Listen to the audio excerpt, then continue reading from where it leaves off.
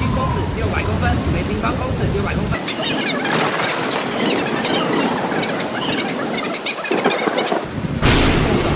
同学，我跟你讲，现在台风天那么严重，你怎么还愿意出门呢？我要去参加社团了，这是什么性格？这是报道台风天。什么意思啊你？到底是什么社团？过来！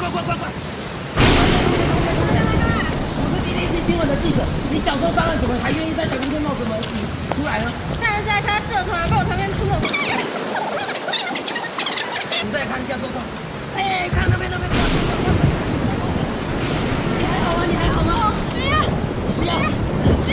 大家数位影响会教大家相机摄影技巧，还有图片的修图。我们还有会去专业的外拍教室外拍，除此之外，还有录音室可以录音哦。